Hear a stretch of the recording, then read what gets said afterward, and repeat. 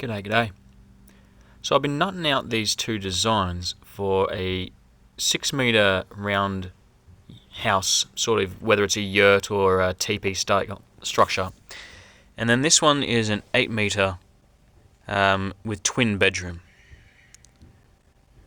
So this is, as you know, for Southern Hemisphere designs. And if you wanted to have the Northern Hemisphere, you put a mirror here, right? Then this becomes the equator, and that would be your South Pole, and this here would be your North Pole, right? Everything else would stay the same.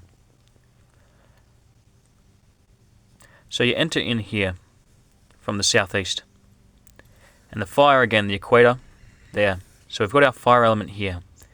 I've prioritized things like the toilet, shower here, and in the larger expanded design, we have that more so. Now, because the kitchen has a water function to it, I feel like I'm getting pulled to bring it further down here, right?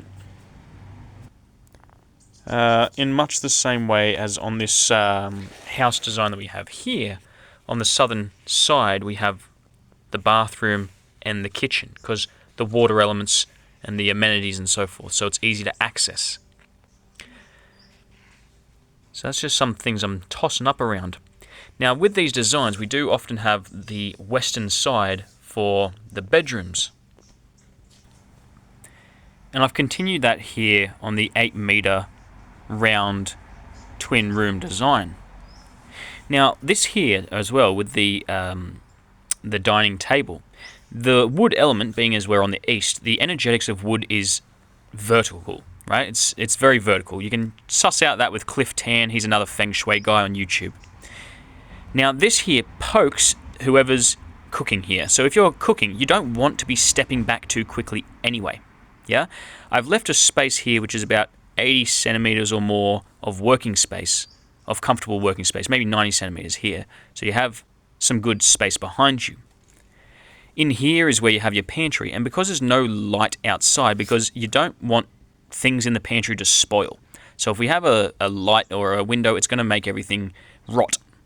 So because there's no light, we have white shelving and more of a white-ish floor, whereas out here, we have the natural light from this window. We might have this light coming in here, and we might have a bit of reflected light there. There might be other windows as well, an Oculus or who knows. Though I'm generally against the idea of an Oculus. I'll have to design the roof a bit later. So we've got a bit more darkness here, and because we're on the eastern side, we've got the green energy here.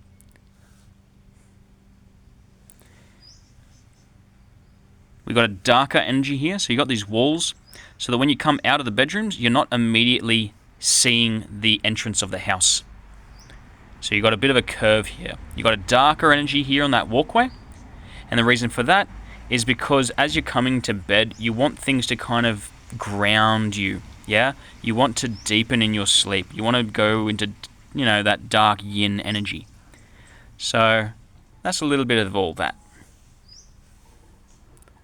If this sort of stuff interests you, and you'd like for me to design something for you, please leave a comment, because I'd be fascinated to do a little bit of architecture for some people and see what sort of design constraints they might have. If you're designing for like a pergola, an outdoor patio, you're doing some sort of a chicken coop, anything you want to do. I'm fascinated to do some small scale stuff. See what we come up with.